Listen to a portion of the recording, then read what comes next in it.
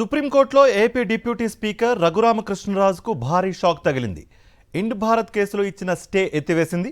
దీంతో బ్యాంకులను మోసం చేసిన కేసులో సిబిఐ దర్యాప్తునకు అడ్డంకి తొలగింది.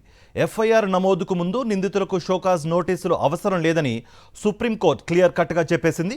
నోటీసులు ఇవ్వలేదన్న కారణంతో ఎఫ్ఐఆర్ను క్వాష్ చేయలేమంది. గతంలో ఇచ్చిన మధ్యంతర స్టే ఉత్తర్వులను సుప్రీంకోర్టు ఎత్తివేసింది. ఇకపై ఫోర్జరీ పత్రాలు, నిధుల మళ్లింపు ఆరోపణలపై సిబిఐ దర్యాప్తు స్పీడ్ అందుకోనుంది.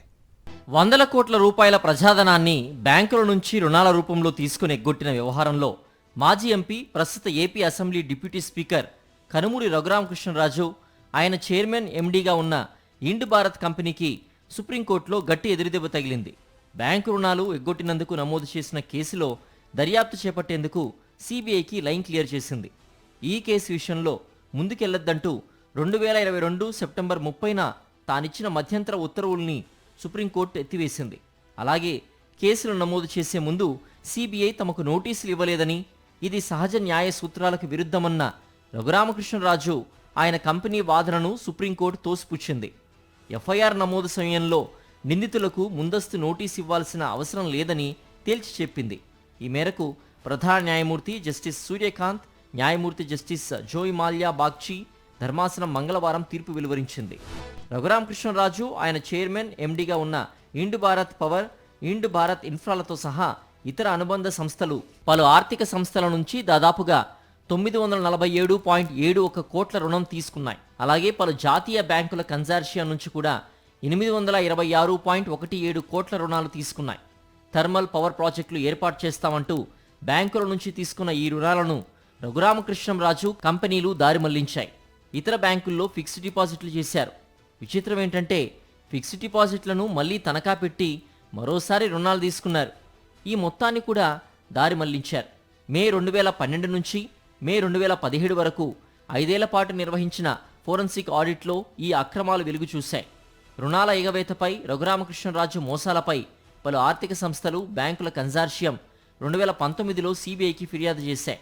ఈ ఫిర్యాదు ఆధారంగా సిబిఐ రఘురామకృష్ణరాజు, ఆయన కంపెనీలపై ఫోర్జరీ పత్రాల సృష్టి, నిధులు స్వాహా చేయడం వంటి అభియోగాలపై పలు సెక్షన్ల కింద కేసులు నమోదు చేసింది. దీనిపై రఘురామకృష్ణరాజు, ఆయన కంపెనీలు తెలంగాణ హైకోర్టును ఆశ్రయించగా విచారణ జరిపిన హైకోర్టు ధర్మాసనం రఘురామకృష్ణరాజు, ఆయన కంపెనీలపై ఎలాంటి కఠిన చర్యలేవీ తీసుకోవద్దని ఆదేశించింది. అటు తర్వాత ఈ ఉత్తర్వులను 2021లో హైకోర్టు ఎత్తివేసింది.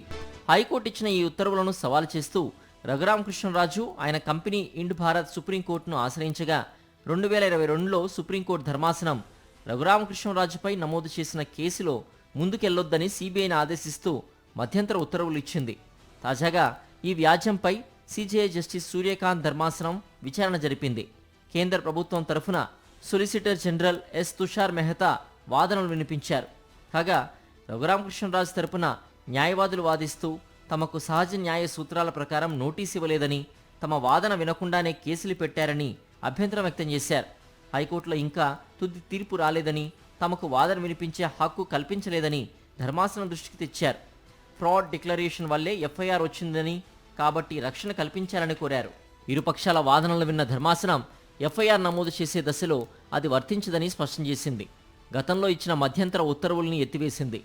బ్యాంకులు ఇచ్చిన ఫ్రాడ్ డిక్లరేషన్పై కానీ, ఎఫ్ఐఆర్లోని అంశాలపై కానీ పిటిషనర్లకు అభ్యంతరాలుంటే చట్ట ప్రకారం సంబంధిత న్యాయస్థానాలను ఆశ్రయించొచ్చని సూచించింది.